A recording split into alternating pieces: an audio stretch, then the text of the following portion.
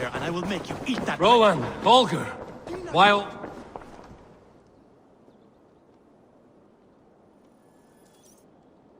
Eivor, thank Tyr. I heard shouting. Is something wrong? Holger robbed me, and I demand he be punished. Raw disappointed word. Does the deer rub the stream when she takes a drink? Does a cow rub a field when he crops on sweet grass? Eivor, this matter requires sensitive judgment. Will you?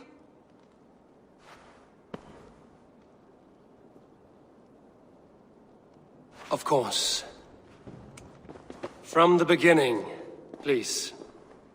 Well now, there is no excuse too small, I see. Nothing to keep you from coveting that seat, is there? In Sigurd's absence, who has better claim to oversee these disputes? You might leave them to work it out for themselves, but that would mean letting go, would it not?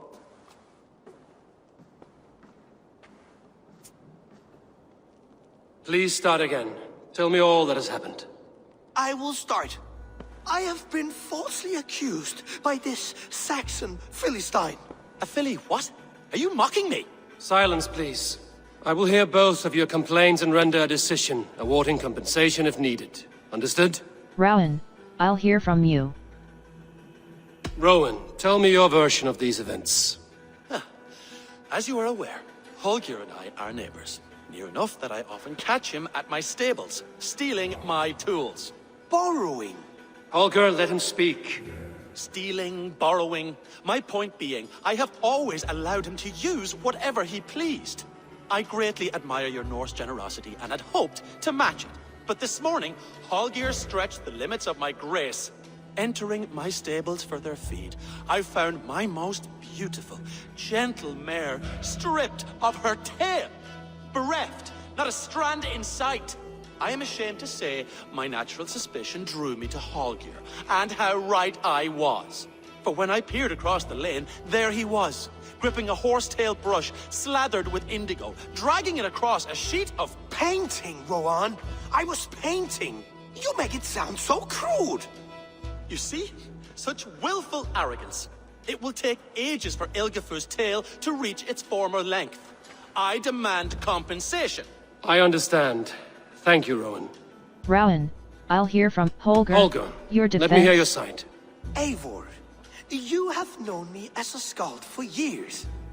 You have seen how my poems bring life and joy and wisdom to our people. And you know that my work requires a certain, let us say, freedom to make use of rare resources to compose my verses.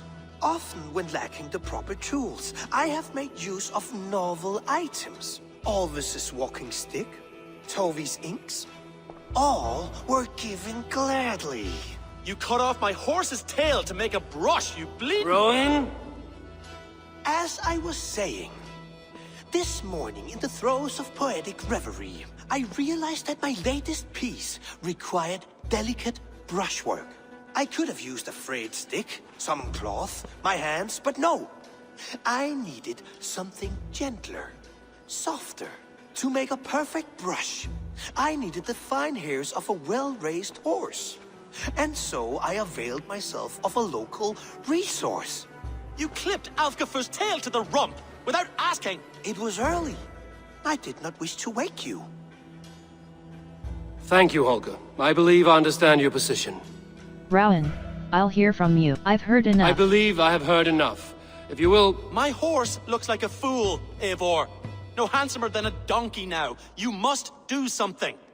Do not conflate hair with beauty, Rowan. She remains radiant. Elgifur's hair will grow back in no time. Quiet, both of you. Now listen. Rowan is right. Holger, Rowan is clearly in the right. You sheared the tail from his horse without gaining permission. I borrowed the tail. Borrowed! Does the reality of regrowth not make this a victimless crime? It is a two-victim crime, Holger. Though they are unharmed, you took without asking, and that will not do. As the horse's value has diminished significantly, you will pay Rowan its market price. But the horse was not for sale. Rowan, admit it. My decision is final, Holger. Pay what you owe, and meet tomorrow as friends. And if I do, may I keep the horse? Pay the man and be done with it. Rowan, does this satisfy you? It does. Thank you, Eivor. Good. Then by Tyr's blessing, let this matter rest. We're done here. Return to your homes in peace.